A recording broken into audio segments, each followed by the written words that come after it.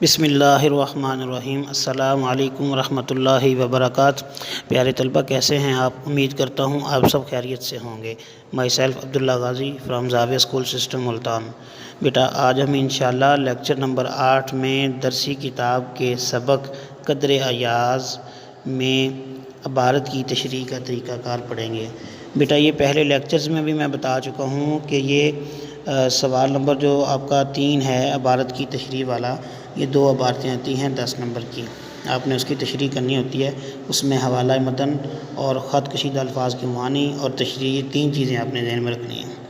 تو بیٹا یہ جو آپ کو سامنے تصویر میں عبارت جو نظر آ رہی ہے، ٹھیک ہے نا، یہ ہے، یہ نہیں کہ چھوٹا چودھری یا اس کے گھر والے مہمان نواز نہ تھے، یہاں سے لے کر جو ہے نا اس کی آخری لائن ہے، ماسٹر جی داخل ہوئے تو سب کھڑے ہو گئے، ماسٹر جی کو آؤ جی خیر نال کہا، ہر ایک نے ان سے مصافحہ کیا۔ اب بیٹا اس میں مشکل الفاظ بتا رہا ہوں، آپ نے ان کو نشان لگا لینا ہے۔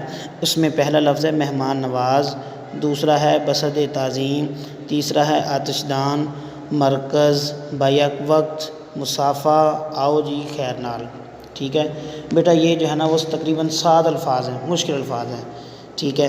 اچھا بیٹا اس کی تشریح کا طریقہ کار سب سے پہلے دیکھ لیں کہ سب سے پہلے حوالہ متن ہے، سبق کا عنوان قدر ایاز، مصنف کا نام کرنل محمد خان۔ اس میں بیٹا 2 چیزیں اور بھی ہیں، صنف نثر یا صنف ادب اور ماخذ، ٹھیک ہے، تو یہ بھی آپ نے لکھنا ہے، آپ کو میں نے بتایا تھا یہ۔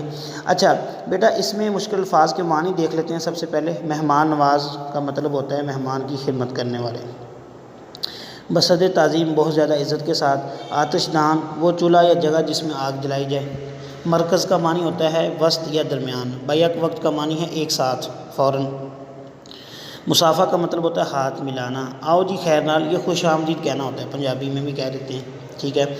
تو اس سبق میں بیٹا جو زیر تشریح پیراگراف ہے یا عبارت ہے، اس سے پہلے یہ بتایا گیا ہے کہ جب ماسٹر جی نے چھوٹے چودھری کے گھر آئے تو چھوٹے چودھری کو اب میزبانی کیے بغیر چارہ نہ تھا، یعنی کہ ان کے مہمان نوازی کے بغیر کوئی چارہ نہ تھا، کوئی حل نہ تھا۔ زیر تشریح جو پیراگراف ہے اس کے بعد گاؤں کے افراد کے خلوص، اپنائیت اور سادگی سے متعارف کرایا گیا ہے کہ دیہات میں رہنے والے خلوص دل سے آنے والے مہمان کی اور اس کے تمام گھر والوں کی خیریت دریافت کرتے ہیں۔ اس پیراگراف میں چھوٹے چودھری کی مہمان نوازی کو بیان کیا گیا ہے، نیز گاؤں میں چوپال اور ستھر کے منظر اور دیہاتیوں کے خلوص اور سادگی سے متعارف کرایا گیا ہے۔ یہاں پہ 2 لفظ استعمال ہوئے ہیں، ایک چوپال اور دوسرا لفظ ہے ستھر۔ دیہات میں چوپال ایسی جگہ کو کہتے ہیں جہاں مہمانوں اور مسافروں کو ٹھہرایا جاتا ہے۔ گاؤں میں کوئی بھی مسئلہ درپیش ہو تو تمام لوگ چوپال میں مسئلہ حل کرتے ہیں۔ چوپال میں گھاس کا نرم اور گرم فرش ہوتا ہے جسے مقامی بولی میں ستھر کہتے ہیں۔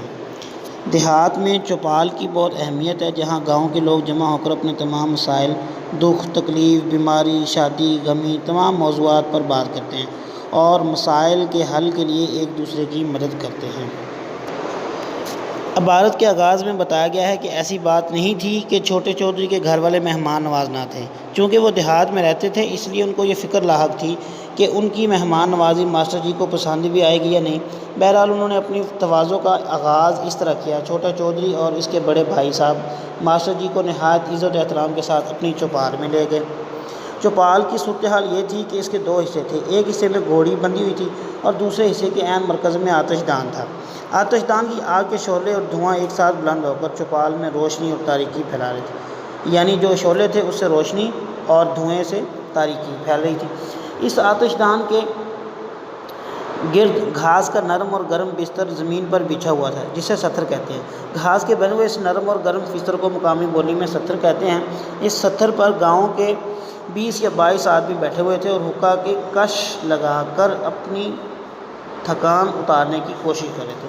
جس وقت ماسٹر جی چوپال میں داخل ہوئے تو ان کے احترام میں سب لوگ کھڑے ہو گئے، سب نے ماسٹر جی کو آؤ جی خیر نال کہا، یعنی خوش آمدید کہا، ویلکم کیا، یعنی ان کی آؤ بھگت کی۔ اس کے بعد سب نے باری باری ان کے ساتھ مصافحہ کیا، یعنی ہاتھ ملایا اور خیریت دریافت کی۔